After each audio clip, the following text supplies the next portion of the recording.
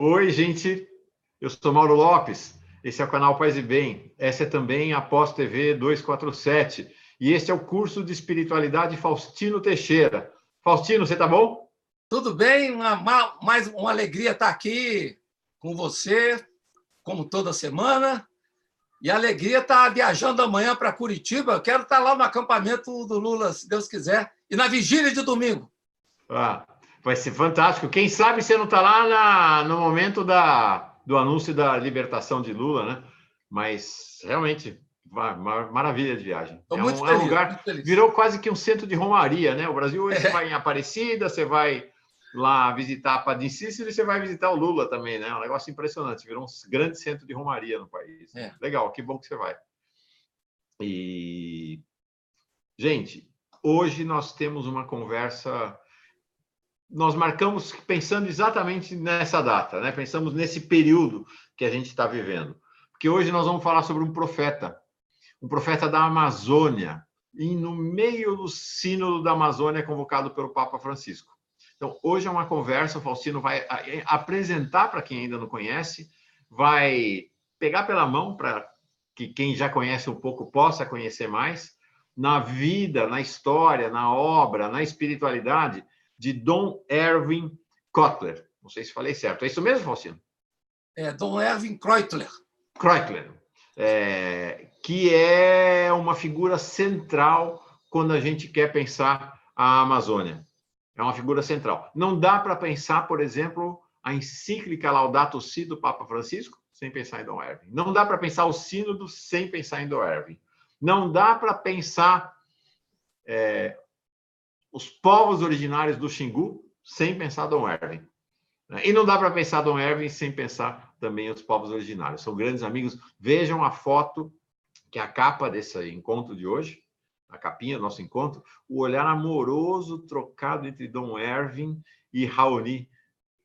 É fantástico, é emocionante ver a relação desses dois homens. Então, Faustino, quero saudar todo mundo que está chegando na transmissão ao vivo. Hoje, a transmissão ao vivo acontece nesta quinta-feira, 16 de outubro, a partir das 5 horas da tarde, e fica disponível para vocês, né, quando você quiser acessar, quando você quiser assistir, e na Pós TV 247 estreia nesta quinta-feira, horário ainda a combinar com Gisele Frederici, mas nessa você vai estar assistindo você poderá assistir a partir da quinta-feira, no horário que a gente estabelecer. Quero saudar quem já chegou, quem está na transmissão ao vivo agora, a Cândida Fontes, Regina Parenza, Luzia Alves, a Maria Lúcia aqui, quase vizinha do Litoral Norte aqui, a Lídia Mejadalani, Zenaide Maria Bertoldi, mandando boa tarde, Vilma Pasqualina Pedó, Maria Ivelise Araújo Pontes, Zenaide Virgínia, dizer aqui, Faustino, amanhã é meu aniversário, a Maria Lúcia, essa amiga aqui de São Sebastião, de Caraguatatuba, se não estou enganado, ela mora. Quero o Lula embrulhado para presente com laço vermelho. Marisa Andrade, boa tarde a todos. Então, gente, classe reunida, vai começar a aula então com Faustino Teixeira sobre Dom Erwin. Vamos juntos. Bom, primeiro, gostei das suas palavras sobre Dom Erwin. Eu convivi com ele nos encontros de comunidades eclesiais de base, nos intereclesiais, também no curso dos bispos que o SESEP oferece todos os anos, né? Os bispos eu já dei 2 cursos para bispos do SESEP. Dom Erwin também é sempre uma presença. E a figura dele, né? A gente que foi acostumado a ter grandes figuras no episcopado brasileiro, que anda meio murcho nesses últimos 40 anos, né? Quando você vê uma figura profética assim, você fica encantado. E eu sou realmente apaixonado, encantado, inspirado. É alguém que eu peço sempre orações, né? Porque é um espiritual de primeira grandeza.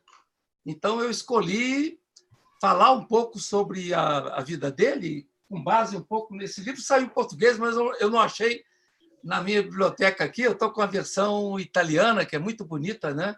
Eu ouvi o Grito da Amazônia, Direitos Humanos e Criação, a minha luta de bispo. Linda a imagem do Dom Erwin. Linda imagem. Né? Realmente, ele é o nosso bispo do Xingu, né? E quando eu ouço aquela canção do Gilberto Gil, que termina falando, né? Viva o povo do Xingu, eu sempre lembro de Dom Erwin Kreutler. Né? Esses dois grandes personagens na minha trajetória, né? Gilberto Gil, Dom Erwin. Né? Eu também fui muito marcado por outro grande bispo no Brasil, que foi o Dom Valdir Calheiros, de Volta Redonda, grande pastor e tanta influência na minha vida. Então, eu vou me servir aqui do livro, vou me servir de mais outros 2 livros que ele escreveu. O outro chama Organizado pelo Paulo Süss, que está lá no Sínodo, é um grande especialista em enculturação, assessora o CIMI há muitas décadas, um alemão que também se tornou um brasileiro estudioso e o grande professor de missiologia da Faculdade de Assunção, em São Paulo. Né? O livro chamado Servo de Cristo Jesus, Dom Erwin Kreutler, Memórias de Lutas e Esperanças. E outro livro ainda, No Coração da Amazônia, Depoimentos de Dom Erwin Kreutler. Então, você vê, ele não é muito conhecido ainda. Não é muito conhecido, mas ele é uma figura impressionante pela seriedade, pelo vigor, pela coragem, pela ousadia, né? Pela capacidade de enfrentamento, de resiliência. Então, eu quero falar um pouco da história dele. Como ele não é muito conhecido, eu vou falar mais algumas coisas sobre ele.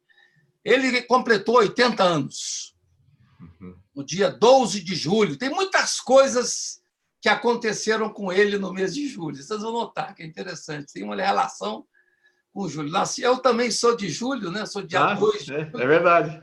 Ele é de dia 12. E completou 80 anos em 2019. Vivendo na Amazônia 54 anos. É uma vida. É impressionante, né? É uma vida dedicada ao Xingu, dedicada à Amazônia, à defesa intransigente como bulldog dos povos originários, seja com quem for. Ele não tem papas na língua, ele é muito crítico a qualquer tipo de intervenção que ocorra na Amazônia. Ele nasceu na Áustria, na cidade de Koblar, em 12 de julho de 1939. Ele entrou para a congregação, que também não é muito conhecida, né? Missionários do Preciosíssimo Sangue, em Schellenberg, com 19 anos, jovem, bem jovem. E era um jovem comum, como todos nós, né? Gostava de tocar violão, como eu gosto, cantava, fazia teatro e sonhava ser padre. Sonhava ser padre missionário, queria um mundo justo, fraterno, solidário, cristão. O jovem que já conhecia e já era tocado por Santa Teresinha de Lisieux. Eu não estou te vendo, Mauro. Eu bati num lugarzinho errado, mas já vou voltar aqui. Tá? Tudo bem. Pode ficar tranquilo. Então, ele era apaixonado por Santa Teresinha. Tem sempre um místico ou uma mística na vida desses, pronto. Voltei. Desses buscadores, né?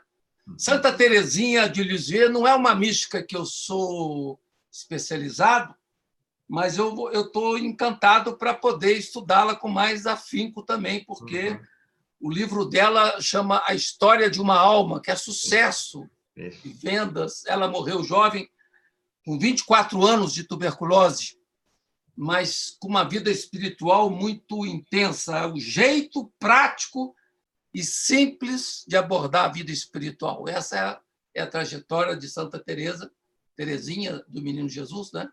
Ou Teresinha de Lisieux, que quando o Dom Erwin estava vindo para o Brasil, ele passa pela França e fala: eu quero voltar para ter contato com esta santa, né? E que é doutora da igreja também. Então, ele entra na congregação aos 19 anos, inspirado também por Santa Teresinha de Lisieux, cuja imagem ele tinha visto quando menino na igreja. Olha que coisa impressionante, como é que uma experiência que acontece na infância, né, toca a vida de alguém e marca uma trajetória de caminhada. Ele tinha visto a imagem dela numa igreja na aldeia natal, e reencontrou anos mais tarde, diante da sua primeira crise vocacional, e por intercessão dela ele superou a crise e se apaixonou definitivamente por ela. É uma paixão, né, duradoura. Escolheu o Brasil para viver. Depois de sair da Áustria, os superiores religiosos queriam que ele continuasse os estudos de filologia antiga, grego e latim. Mas, aos poucos, não teve jeito. Caiu a ficha para ele, como se diz, né? Uhum. E ele disse, eu vou para o Xingu. Eu vou para o Xingu. Imagina dizer isso 54 anos atrás, lá na Áustria. Loucura, eu fico encantado, porque como eu viajei muito pelo Brasil, por causa das comunidades eclesiais de base, a gente vê muitos casos de missionários que saíram da Espanha, da Itália, da Alemanha, da Áustria, da Holanda, e foram viver no interior do Brasil, né? Como um povo simples, dedicando sua vida, pegando 12, 15 vezes malária, pegando todo tipo de doença, sofrendo riscos de perseguição, de morte precoce, né?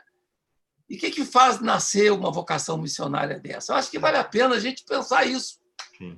Dedicar um pouco. Como é que nasce uma espiritualidade missionária? Que é, aliás, o grande tema do Dom Erwin Kreutler é a dimensão missionária, né? A vocação missionária. E ele é um exemplo bonito disso, né? Foi ordenado padre também em julho. Está vendo como é que o julho está aparecendo? 1965.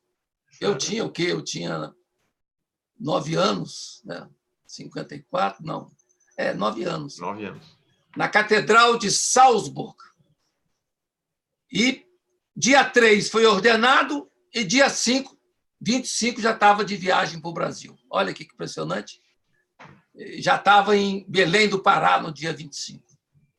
Embarcou no navio cargueiro, em Hamburgo, no norte da Alemanha, e desceu em São Luís do Maranhão, onde passou 4 dias e começou a estudar português. De lá foi para Belém, e de Belém foi para o Xingu. Beirando a costa francesa, prometeu a si mesmo que voltaria ali para visitar a terra de Teresa de Lisieux. Esse que eu tinha falado. Fantástico, né? Muito bonito, né? Um apaixonado por Teresa, a grande carmelita e padroeira dos missionários. Por isso, né? Padroeira dos missionários. Sim. O que é um belíssimo paradoxo. É uma história fantástica essa. Eu estudei bastante, me apaixonei muito também por Teresinha de Lisieux, Santa Teresa do Menino Jesus e da Santa Face, porque uma menina, ela morreu menina, né? 24 anos, morreu menina, que entrou para o mosteiro aos 15 e não saiu do mosteiro, ela ser padroeira dos missionários. É uma coisa interessante, né? Ela nunca botou o pé fora do mosteiro. Mas ela dizia isso, que quando ela morresse, ela iria apadrinhar, iria amadrinhar todo mundo que estava aí pelo mundo afora, né? É muito bonita. A história dela é fantástica, é muito bonita. Eu vou dedicar-me a ela, certamente. Então, ele usou o termo, né? O grande amor da minha vida, né? Teresa, né? O grande amor da sua vida, que inspirou sua vida sacerdotal. Os estudos de filosofia e teologia foram realizados na Universidade de Salzburg. Depois de chegar ao Brasil, fez questão de conhecer cada ângulo da sua extensa prelazia. Eu acho que é a maior prelazia que tem o Brasil, né? Sem fixar moradia, seguindo a primeira carta aos Coríntios, né? 4:11. Viajou de barco, viajou de jipe, de avião, também a pé, nas localidades desprovidas de estrada e rio. Eu conheço a Amazônia, não conheço tanto, mas já fui algumas vezes em regiões da Amazônia e realmente é impressionante, né? Então, muito bonito essa ideia de peregrino, né? De caminhante do Dom Erwin. Eu tive também na Amazônia algumas vezes, por sinal, fiquei um período dentro de um mosteiro, lá em Itacoatiara, já enfiado na floresta amazônica. Eu já fui em Itacoatiara também. Ah, foi também? Já dei assessoria lá. Ah, fantástico. Eu fiquei no mosteiro. Na Sebes? Lá tem um grupo bom de padres italianos, o bispo também era italiano. É italiano, exatamente, exatamente. E essa coisa muito... na Amazônia, tudo é muito monumental, né? Tudo é muito gigantesco, majestático. A gente se impressiona demais, nós que somos daqui. Você imagina alguém que vem da Europa, né? É muito, muito forte. É muito a presença da Amazônia. A Amazônia faz uma presença diante de nós que é muito impactante, né? Então, ele se apaixonou pelo Xingu, se apaixonou pelo Rio Xingu. Queria lembrar, depois você pesquisa, não sei como chama, uma música do Gilberto Gil, que ele fala do povo do Xingu, né? Que é uma beleza de letra, que me marcou tanto na época das eleições, né? Da defesa da Amazônia, né? Muito forte, né? O grande Gilberto Gil. Então, Dom Erwin se apaixonou pelo Rio Xingu. Diz ele, e aqui eu cito, o Xingu me impressionou de uma maneira que eu nunca tinha sentido. Porque lá na Áustria, diz ele, nós temos o Rio Reno. Mas o Rio Reno não passa de um igarapé em comparação com isso que é o Xingu. Né? Bonita essa imagem. O Xingu é um rio diferente de todos os rios do mundo, ao menos daqueles que ele conhece, ele diz, né? O rio mais impressionante, o rio mais misterioso, tem algo de mítico, né? Tem algo de mítico, por causa da presença dos povos indígenas que há milhares de anos vivem na região. Então, por isso que a gente entende o que significa você mexer no rio. Sim. Aí a gente entende o que é uma hidrelétrica, né? Que mexe no rio, que despovoa a região, que tira as pessoas do lugar. Então, a gente vai poder entender a revolta do Dom Erwin com isso por causa da paixão pelo rio, da paixão dessa habitação, da presença desses ribeirinhos, desses povos originários naquela religião. Em Caiapó, diz ele. Eu vou pôr um trechinho aqui para falar disso, do Gil, que você pediu. Bem curtinho, porque senão o YouTube pune a gente, por causa de direitos autorais, mas um trechinho breve, exatamente no qual ele fala do rio. Estudantes e operários que passavam, davam risada e gritavam, viva o índio do Xingu.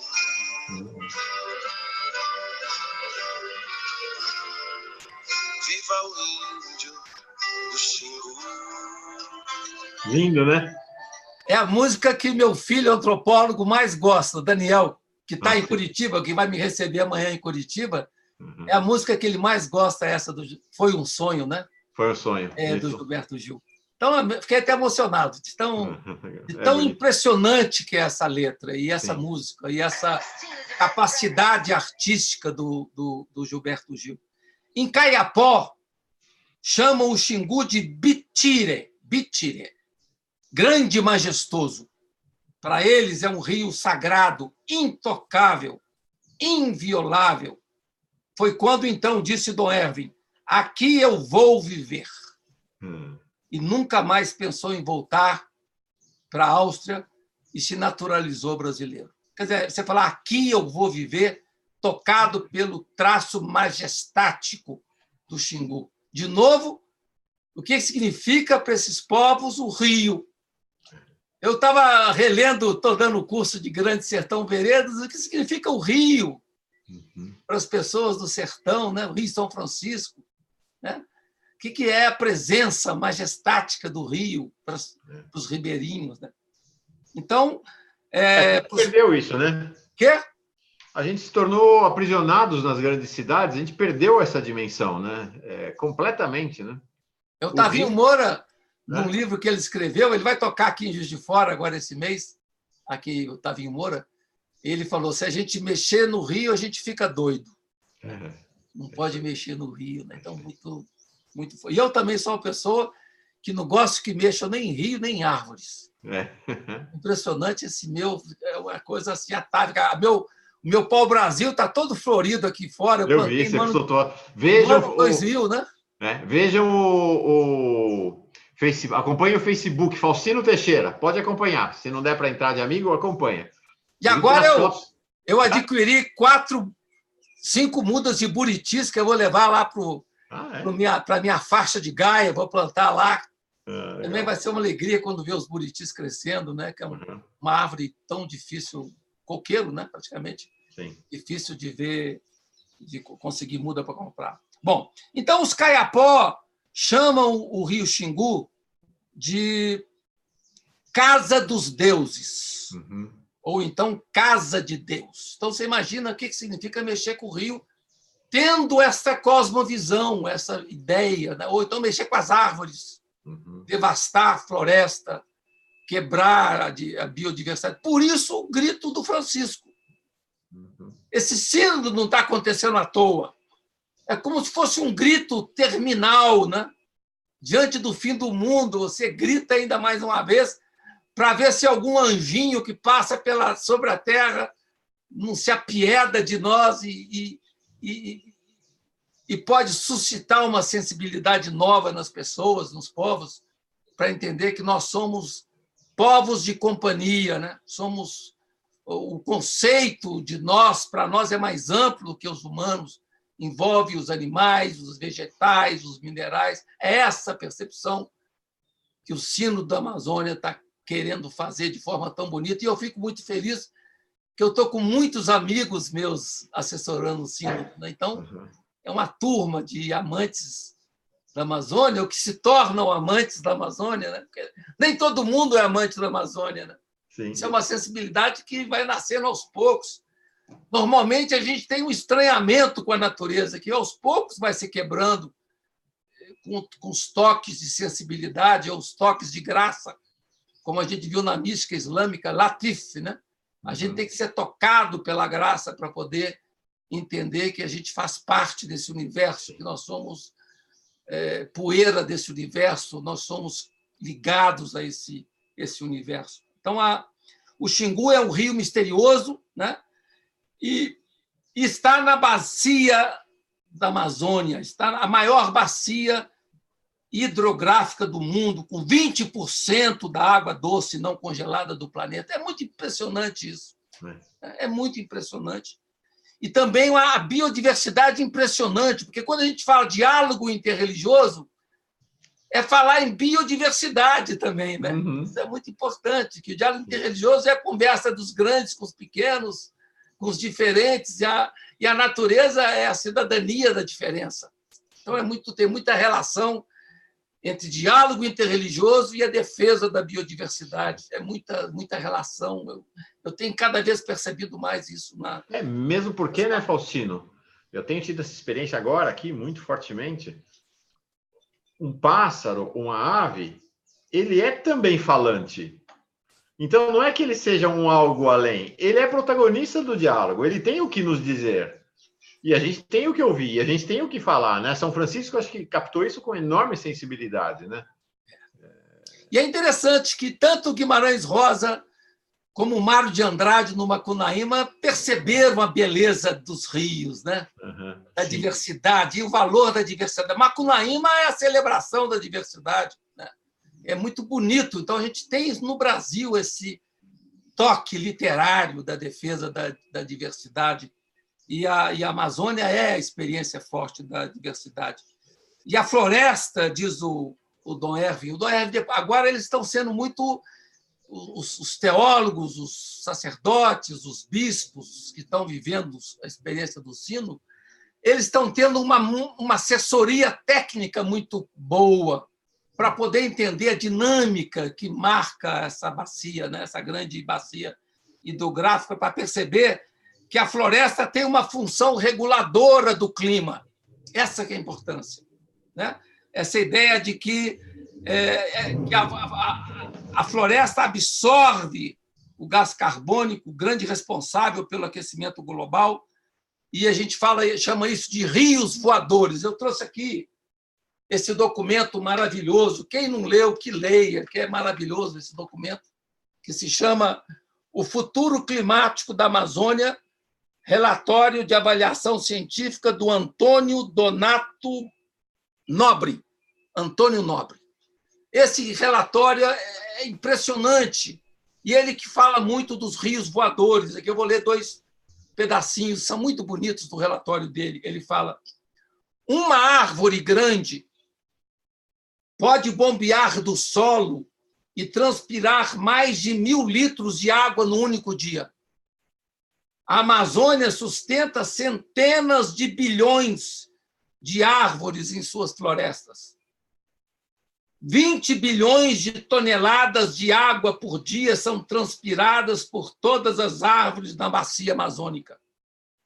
Em seu conjunto, as árvores, essas benevolentes e silenciosas estruturas verdes vivas da natureza, similares a geysers, jorram para o ar um rio vertical de vapor mais importante que o Amazonas, mais importante que o Rio Amazonas.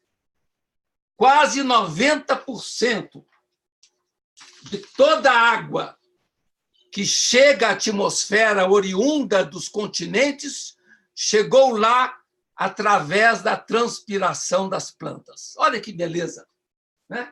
Que beleza essa reflexão dos cientistas, né? Que assessoram, que estão assessorando o Francisco, estão assessorando os assessores no sino, para as pessoas perceberem o que é uma árvore, o que são as árvores, o que significa retirar as árvores, o que significa fazer grandes projetos que atuam contra a natureza, né? Que é daí a minha revolta nuclear, quando eu leio esses autores, esses antropólogos, né? O Antônio Nobre, esse que eu acabei de citar, ele participou desse simpósio no Rio, 1000 Nomes de Gaia, que foi um congresso maravilhoso, e a fala dele é fantástica, e vale a pena ver os vídeos dele, as reflexões que ele vem fazendo, é realmente impressionante, né? Então, essa ideia de rios voadores justamente vem da reflexão magnífica desse cientista, né? Então, quer dizer, esse relatório ele aponta para o risco do futuro. E nós realmente, não só nós, o Papa Francisco, na Laudato Si, ele chama a atenção do risco das catástrofes, né? Estamos diante de possibilidades reais de catástrofe. Então, voltando ao nosso objeto, né? O nosso sujeito, né? Que é o Dom Erwin. Aos 41 anos, em novembro de 1980, o Papa João Paulo II o nomeou bispo, coadjutor da prelazia do Xingu, e no ano seguinte recebeu a cidadania brasileira e foi nomeado bispo, sucedendo seu tio, Dom Eurico. Aí visitou comunidades em todas as partes dessa imensa prelazia, né? Viajando de barco e de todos os outros meios de locomoção, inclusive a pé. Viveu, participou, partilhou os sofrimentos do povo simples, abandonado, oprimido, à margem, excluído do banquete da vida, virou parente dos indígenas, né? Daí que a gente, até há pouco tempo, no meu Facebook, eu colocava no título dele, né? Eu sou índio, né? Quer dizer, nós é índio, né? Nós somos índios, né? Essa imagem muito forte, né? E ali ele viveu a primeira experiência de sofrimento por causa da defesa dos excluídos, né? Em 83, ele foi jogado no chão, humilhado e preso pela polícia militar, enquanto defendia canavieiros no acampamento na Transamazônica. Então, quer dizer, e a partir daí vai ser só ameaça. Eu não sei como é que as pessoas conseguem ter energia espiritual para enfrentar essas ameaças todas, né? Depois que ele fez um rico retiro do saudoso cardeal Dom Aloysio Lochaia, no Xingu, Dom Erwin foi destinado a presidir o Conselho Indigenista Missionário, CIMI, que está hoje em evidência no Sínodo dos Bispos, né? O CIMI hoje é a grande entidade do Sínodo, né? Os assessores do CIMI estão todos lá em Roma, né? Puxados pela guia do grande Paulo Silcio, né?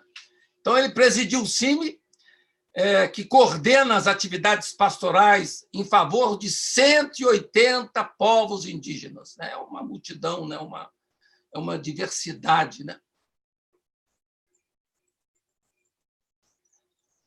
Eu tinha emudecido aqui por causa de uma moto. Um aspecto interessante, gente, importante, que as pessoas que não têm uma aproximação maior com esse universo. O Conselho Indigenista Missionário, primeiro, não, ele é predominantemente, mas não é apenas da Igreja Católica, né? Tem gente de outros caminhos de espiritualidade que participa do CIMI, né? Pastores, pastoras, e fundamental, o objetivo do CIMI não é converter nenhum indígena em católico cristão. Não tem nada a ver. Não é esse o papel do CIMI. O papel do CIMI é tentar, na medida do possível, estabelecer uma rede de solidariedade, proteção e partilha em relação aos povos indígenas do país. É isso o objetivo do CIMI, né? Acho que isso é bem importante, né? Aliás, isso é uma característica do Dom Erwin. Dom Erwin também nunca se preocupou em converter indígenas. Ele se preocupou sempre, assim como as irmãzinhas de Jesus, nos Tapirapé, a lutar em favor da dignidade cidadã dos povos originários. Então, talvez essa é a grande luta que ele está tendo ali no sínodo, né, em defesa dessa dignidade, não no sentido conversionista, mas no sentido dialogal, no sentido de partilha, é claro, de mostrar também as riquezas de Jesus Cristo, mas não no sentido conversionista, como normalmente acontece, né? Aliás, o Papa Francisco também tem horror a qualquer perspectiva de proselitismo, que também não toca ao Dom Erwin Kreutler. Então, foi importante a sua colocação para mostrar em que direção vai o Conselho Indigenista Missionário. Aliás, o Conselho Indigenista Missionário está muito ligado à teologia da libertação. Isso. Também muito ligado. Então, ele presidiu o CIMI de 1983 a 1991. E, nesse período, foi um dos períodos em que ele mais esteve ameaçado de morte, porque o CIMI está na mira, assim como a Comissão Pastoral da Terra, o Conselho Indigenista Missionário está na mira dos grandes proprietários, né? em razão da perturbação que o CIMI provoca na ganância dos grandes poderosos. Tá? E depois de 95, já tinha saído da direção do CIMI, a Assembleia Geral da CNBB colocou o Dom Erwin como responsável pela dimensão missionária da Igreja no Brasil. Por isso, ele está tendo esse papel tão importante no Sínodo dos Bispos, porque ele está ligado a essa perspectiva nova de missionalidade, nova de enculturação, que não significa simplesmente traduzir para outra língua a mesma mensagem, mas é se enriquecer com a experiência novidadeira que o outro tem na minha experiência particular religiosa. Então, essa é a visão do Dom Erwin. Então, sua batalha em favor dos direitos indígenas e em favor das demarcações das áreas indígenas. Sobre isso, uma coisa muito interessante, que não está no meu roteiro, mas que eu peguei aqui para mostrar, deixa eu achar aqui, que é muito interessante, não sei se você sabe disso, Mauro, é muito, muito interessante. É a relação do Dom Erwin com Jarbas Passarinho. Ah, não sei não. Vou falar. Jarbas Passarinho foi ministro da Educação, foi chefe, acho que ele chegou a chefiar o SNI, era um coronel, um personagem fundamental do golpe de 64, mas não do golpe, mas para 68, 69, anos 70 e 80, foi um personagem chave ali da ditadura, né? Mas vamos lá, olha que história interessante. Vamos lá. 1987, quer dizer, ele estava ainda na direção do CIMI, o Dom Erwin Kreutler. Sim. A mulher do Jarbas Passarinho morreu, e ele é do Pará, né? E coube a Dom Erwin fazer a homilia na missa de morte da mulher do Jarbas Passarinho. Uma missa em sua memória e recordar sua atuação social da mulher do Jarbas Passarinho, sobretudo nos direitos da infância. Então, ele falou na homilia, falou bem da mulher do Jarbas Passarinho. 2 dias depois, o senador e o bispo, nessa época o Jarbas Passarinho era senador, eles se encontraram num voo rumo a Brasília. Ele desatou o cinto, levantou, o Jarbas Passarinho, me abraçou e chorou chorou Nossa. amargamente. Disse que estava muito grato pela minha fala durante a missa. Ao aterrissar na capital, o bispo foi convencido pelos advogados do CIMI a telefonar para Jarbas Passarinho, um dos principais articuladores do Congresso. Uma importante votação se aproximava. Era questão de vida ou morte. Telefonou, então, para Jarbas Passarinho por volta de 20h30. Para seu gabinete, e disse que tinha um assunto muito grave para tratar com ele sobre a questão indígena. Jarbas Passarinho logo atendeu e disse: venha, estou no meu gabinete, vem agora. É o senhor quem manda. Aí ele foi, se dirigiu ao gabinete, rezando para encontrar as palavras certas, né? E disse: o senhor nasceu no Acre, Jarbas, ministro. E o senhor disse que a sua placenta está enterrada no Acre. E hoje é senador do Pará. São as duas colunas que sustentam a Amazônia. Por isso, o senhor vai ter a missão de defender os povos indígenas. Se o senhor não fizer isso, quem vai fazer? O senador escutou, atento às palavras do bispo, em seguida dos advogados do CIMI, afinal se convenceu de que os modos de vida e o direito à terra dos brasileiros originários deveriam ser respeitados. 2 dias depois, fez um discurso inflamado no Congresso que convenceu todo mundo. Eu nunca, diz o Dom Ervin, eu nunca teria conseguido isso. Mas ele tinha uma oratória. Meu Deus, que oratória. Quando ele falou, a gente aplaudiu não só o conteúdo, mas a maneira como ele se expressou. A votação final foi arrasadora. Mais de 400 parlamentares constituintes se posicionaram a favor. Alguns se abstiveram e apenas 8 foram contrários. Isso, para mim, foi um milagre, se não tivéssemos tido a possibilidade de falar com esse homem. Vê que coisa impressionante, né? Sim. Como é que você podia imaginar algo dessa monta, que vai dar toda a questão da demarcação das terras, né? Abrir um espaço impressionante que agora estão querendo voltar atrás. Né? Sim. Bom, agora, tem algo de fantástico aí. Tem algo de fantástico aí, né, Faustino, do ponto de vista da mística, que é a de não perder a fé no outro, nunca. Né? Porque o Jarbas Passarinho teve um papel realmente fundamental na ditadura. Ele foi ministro da Educação, ele foi o homem do 477, né? Quer dizer, o homem ele foi algo equivalente, não com essa coisa grotesca, mas algo equivalente a um Weintraub, né? Fez intervenções nas faculdades, foi, né, estabeleceu perseguição, ele teve um papel duro durante a ditadura. E o Dom Ervin não se escusou de estar presente e fazer uma homilia bonita, né? E de tocar o coração desse homem. Isso. Impressionante. Tem uma coisa de mística aí. Você falou muito bem. Legal, que bom. Bom,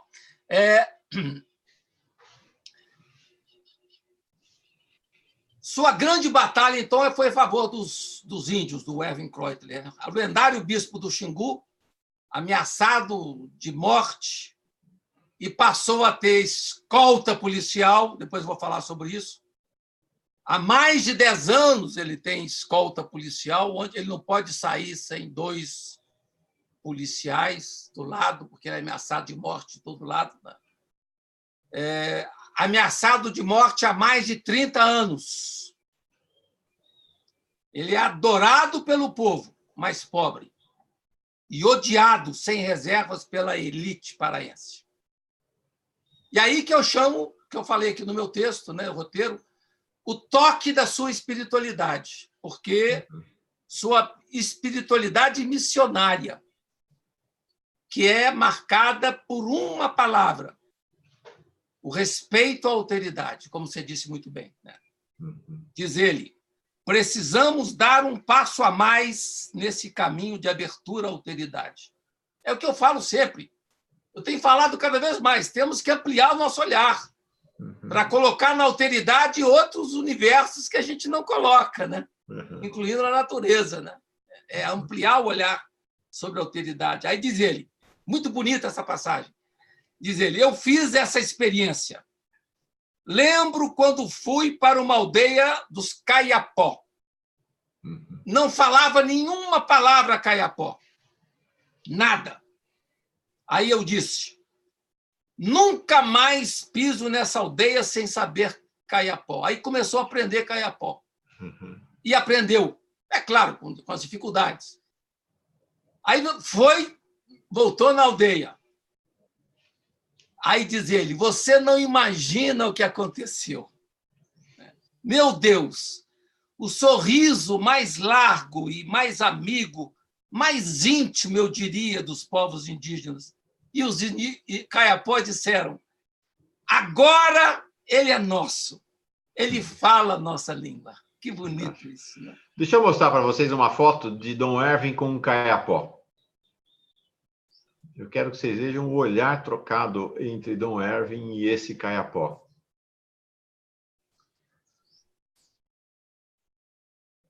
É um Caiapó especial. Já imagino, coisa linda. Não é? Olha o olhar trocado. Né? É Dom Ervin e Raoni, e o cacique Raoni. Né? O amor expresso na troca de olhar desses dois homens é um negócio impressionante. E as mãos, né? O gesto das mãos, né? Muito, muito. Fantástico, né? Maravilha, Mauro. Maravilha de foto. É a capa, é a capinha desse programa de hoje, né? Agora, Raoni fala para ele, agora você é da gente. Você é da gente, justamente. Né? Bom, aí as tensões foram se acirrando. Aliás, as tensões nunca deixaram de estar acirradas. Quem trabalha na Amazônia sabe muito bem disso, né? Se acirraram depois de suas denúncias contra a construção da hidrelétrica Belo Monte e seu impacto sobre os povos do Xingu e o risco de genocídio das etnias indígenas que habitavam a região há séculos. Há 47 anos, no epicentro da guerra, cada vez menos silenciosa e invisível, travada na Amazônia, Dom Ervin encarna um capítulo da história do Brasil. Aliás, ele vai ser capítulo da história do Brasil. É forte o seu testemunho num dos textos do IHU. O IHU publica sempre as entrevistas do Dom Ervin. Eu, aqui no meu texto, eu estou citando várias delas. Né? Eu estou colocando na descrição do vídeo, tá? Tanto o livro dele quanto a referência a essas entrevistas. Vale a pena procurar no IHU essas entrevistas. E ele fala do corte de uma castanheira, só para a gente poder entender o que é corte de uma árvore. Né? Eu, quando vejo... Agora eu tenho feito isso, onde eu viajo, que eu vejo uma árvore cortada, eu fotografo e publico, né? Para a gente ter um sentimento de meia-culpa diante do que nós estamos fazendo. É muito chocante, né? É muito tocante. Então, ele testemunha, numa das entrevistas, que ele presenciou na época da Transamazônica. Ele acompanhou toda a construção da Transamazônica, né? Ele viveu esse período do Médici, já como prelado lá na Amazônia. O corte de uma castanheira, na época de Médici, na construção da Transamazônica. Ele diz, foi o primeiro choque. Todo o pessoal delirando na plateia diante da queda da castanheira, batendo palmas. Gente derrubando uma árvore daquelas, das mais preciosas, e dizendo que era o progresso que estava chegando. Então, isso só para a gente entender o que significa isso. Né? O primeiro movimento de conquista desse gigante mundo verde. Quer dizer, então, o discurso da ditadura, né? Quer dizer, vamos conquistar esse gigante mundo verde e vamos integrar os indígenas na civilização. Esse era o discurso que se falava na época e é o mesmo discurso que o Bolsonaro usa hoje. É o mesmo discurso, né? Bem semelhante. Exatamente. Então, sobre a Transamazônica, diz Dom Ervin, as promessas de concluir a Transamazônica e assim aliviar o sofrimento do povo que vive ao longo da rodovia e suas vicinais e dos motoristas que às vezes passam dias os caminhões atolados em algum trecho, já duram quase 50 anos. E nada ou pouco acontece. É uma verdadeira calamidade a Transamazônica. Ele falando aqui num texto de abril de 2019. E, sobretudo, os impactos sobre a cidade de Altamira. Isso é que é o mais doloroso. Sim. Tudo que eu vejo sobre Altamira... Aliás, o texto da Eliane Brum, que ela comenta alguns psicanalistas de São Paulo que se prontificaram gratuitamente a ir para Altamira para tentar conversar com as pessoas que foram expulsas da floresta e foram viver no Minha Casa Minha Vida, em Altamira, naquelas casinhas que não se habitam, né, muitas vezes. E é um vídeo impressionante das pessoas relatando suas histórias de dor, de sofrimento, de exclusão, de perda de territorialidade. Porque a gente tem uma palavra que eu gosto muito do antropólogo Tim Ingold. Para poder construir, você tem que primeiro habitar. Não adianta você construir sem habitar.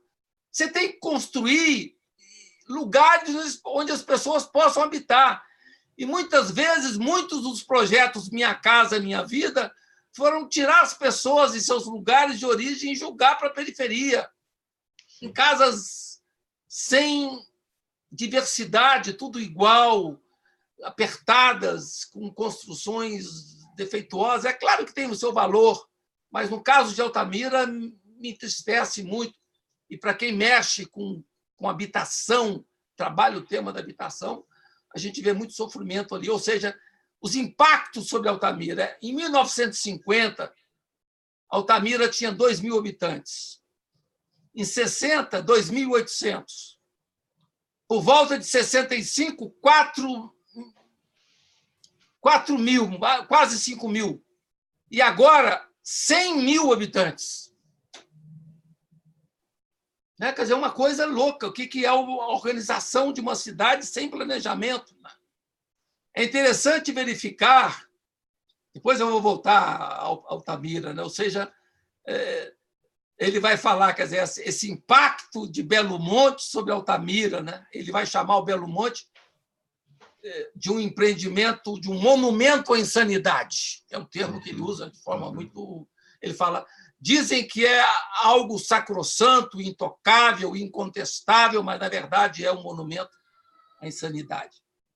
Aí eu fui a Laudato Si, na hora que eu estava preparando o meu roteiro, porque o Dom Erwin Kreutler, assim como o Leonardo Boff, mas eu acho que o Erwin Kreutler teve mais influência ainda. Ele ajudou muito o Papa Francisco na questão da Amazônia. Toda a reflexão sobre a Amazônia da Laudato Si tem a mão do Dom Erwin Kreutler, né? Certamente tem a mão do Erwin Kreutler. É uma pessoa que tem experiência de vida de décadas na Amazônia. Então, o Papa Francisco, na Laudato Si, vai falar dos grandes projetos, do desflorestamento para a finalidade agrícola, da extinção da biodiversidade, da migração forçada, da perda das espécies. Tudo isso impulsionado por enormes interesses econômicos internacionais. O Papa fala explicitamente da Amazônia como um dos pulmões do planeta, de seu rico ecossistema e enorme biodiversidade, e assinala que todos nós temos uma dívida ecológica, Laudato Si 51. E é contra essa dívida ecológica que o Sínodo dos Bispos está se colocando hoje, para sanar essa dívida ecológica, né? De chamar a atenção para o mundo inteiro, para todo o planeta dessa dívida ecológica. E aí começaram as resistências contra o Dom Erwin Kreutler. A primeira resistência a Belo Monte, que o Dom Erwin relata, é belíssima. É de uma índia, Caiapó, Tuíra. Ela encostou a lâmina do seu facão no rosto de Antônio Carlos Muniz Lopes, da Eletronorte, para expressar sua indignação contra o projeto de Belo Monte. Aí o Dom Erwin tentou vários encontros com Lula. Teve 2 encontros com Lula em março de 2009, em julho de 2009, depois escreveu uma carta em 23 de setembro de 2009, mas nunca recebeu resposta. Essa é a tristeza do Dom Ervin Coit. Se ele teve dificuldades com Lula, mais ainda com Dilma. Nem conseguiu ter contato com a Dilma. Quer dizer, foi mediado pelo Gilberto de Carvalho, que fez a mediação, mas não teve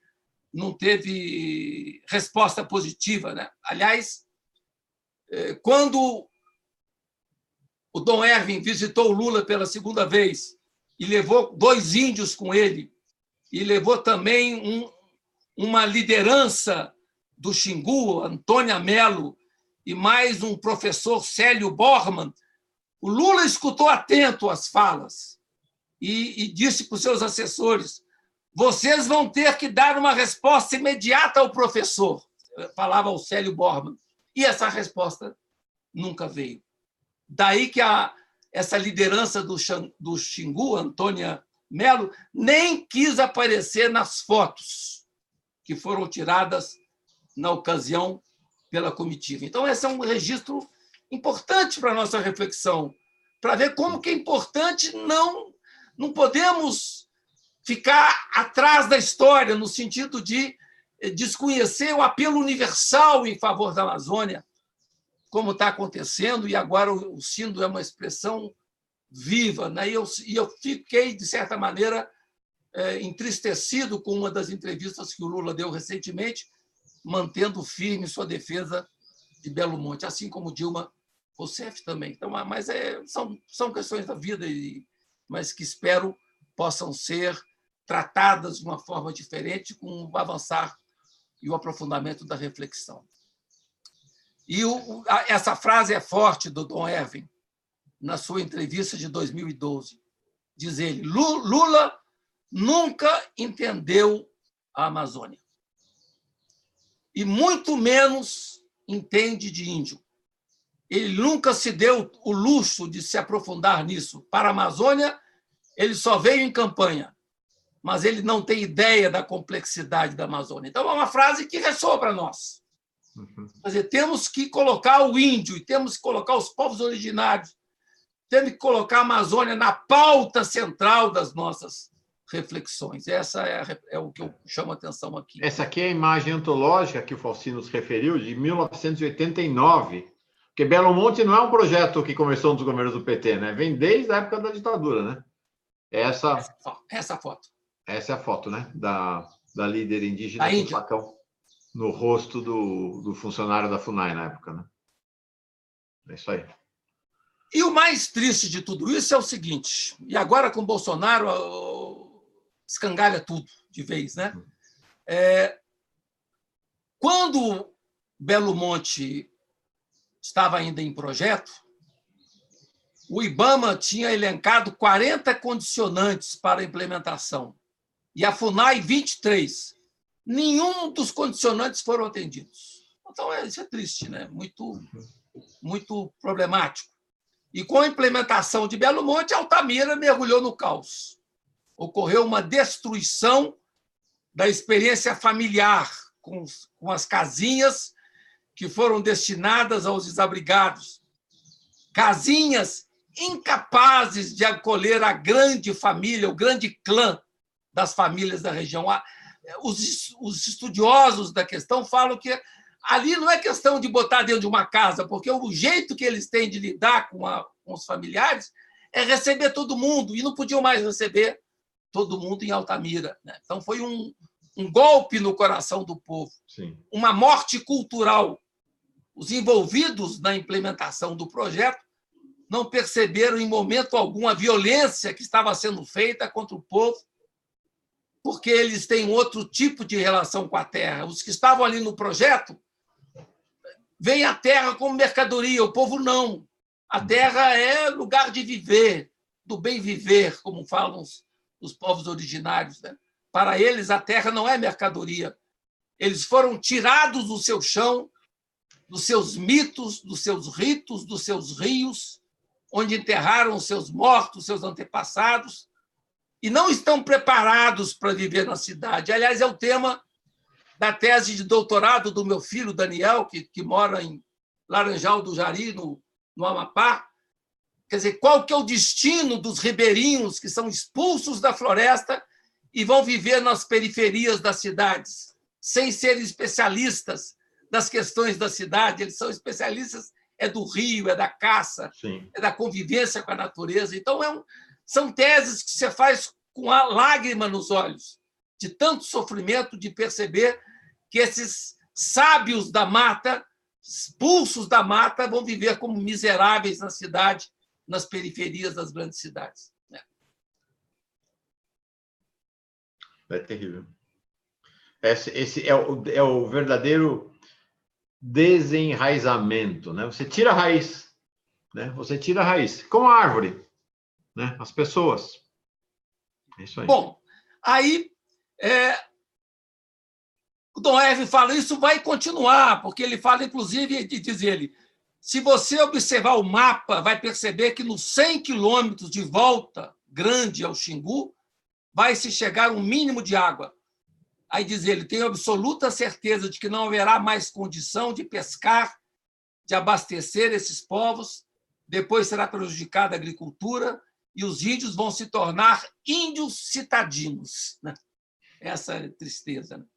E as ameaças, então, a Dom Herve começaram mais fortes.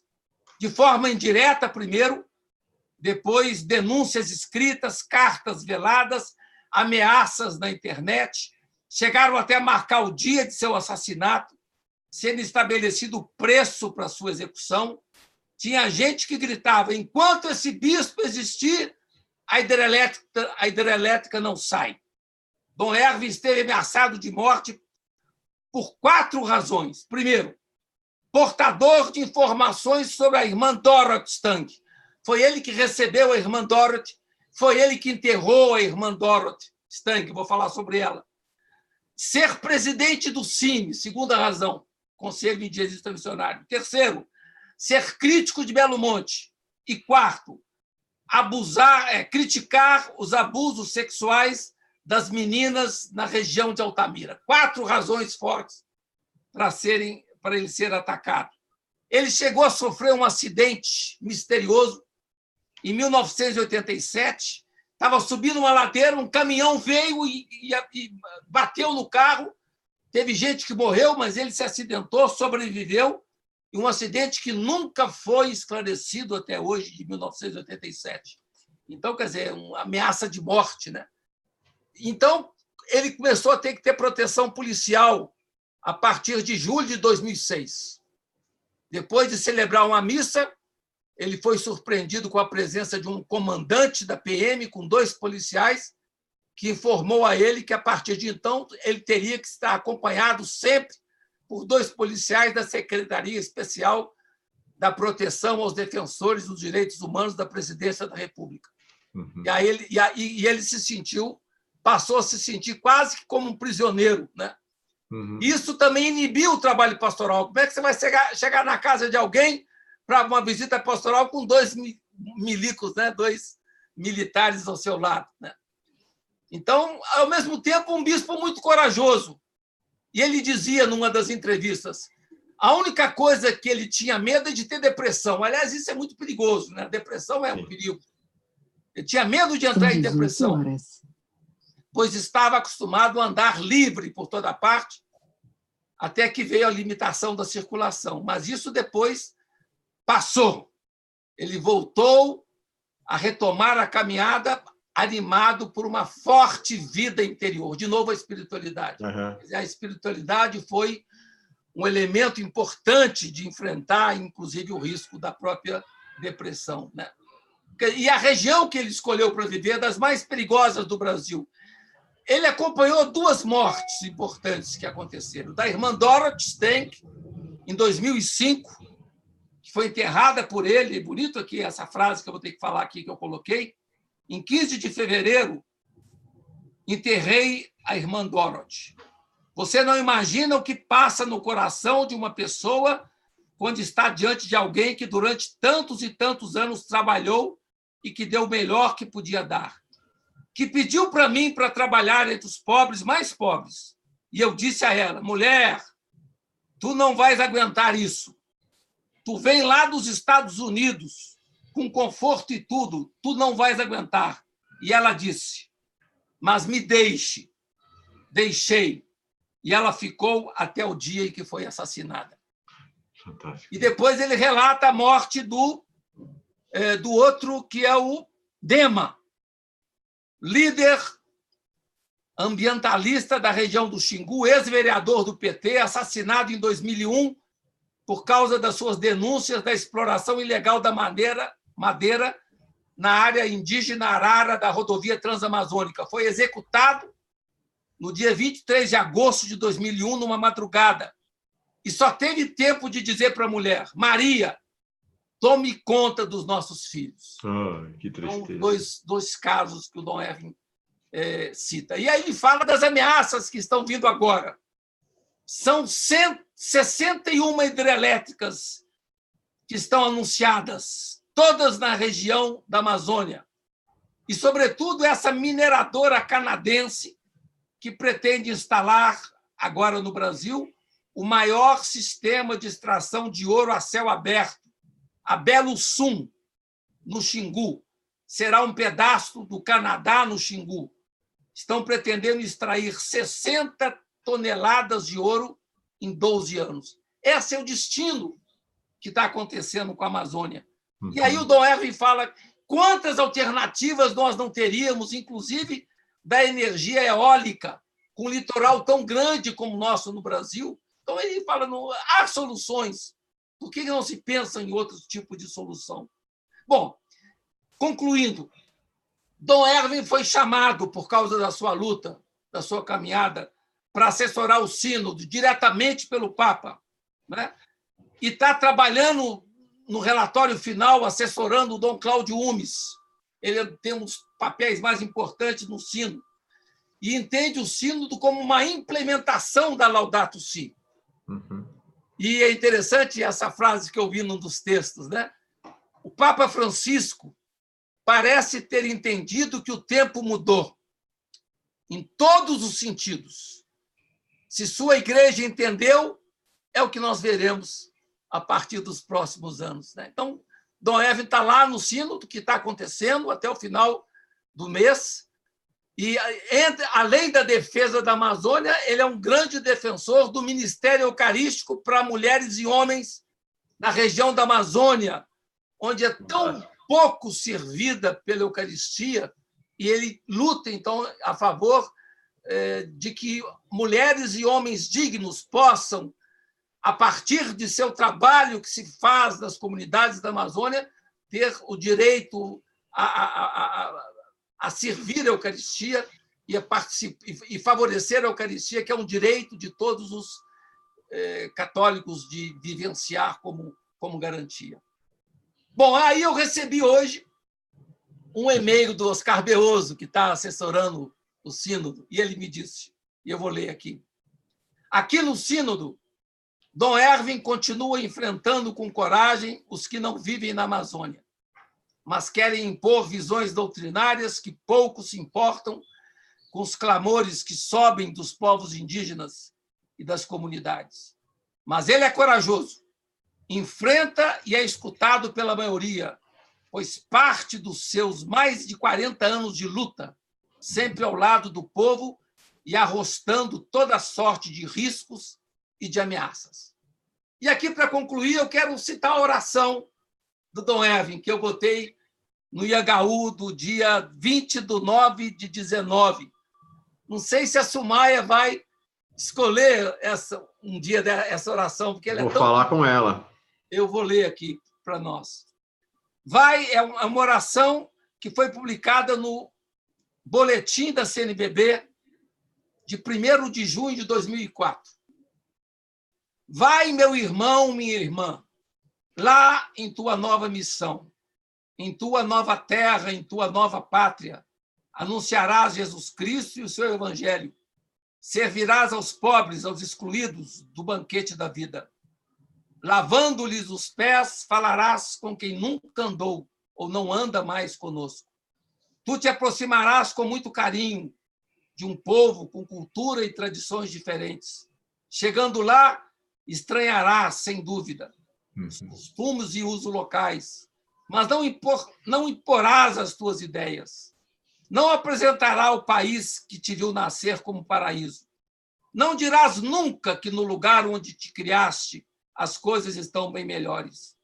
Não darás nunca a impressão de que vieste para ensinar, para civilizar, para instruir, para colonizar.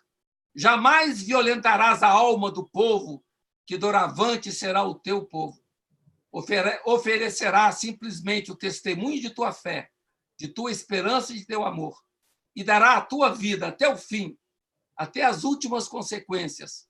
Assim, tu terás o privilégio e a felicidade de viver a graça de todas as graças. Encontrarás o Senhor que disse: depois que eu ressuscitar, irei à vossa frente para a Galileia. Missão é sempre ir à Galileia, as Galileias de todos os continentes. Lindo, lindo.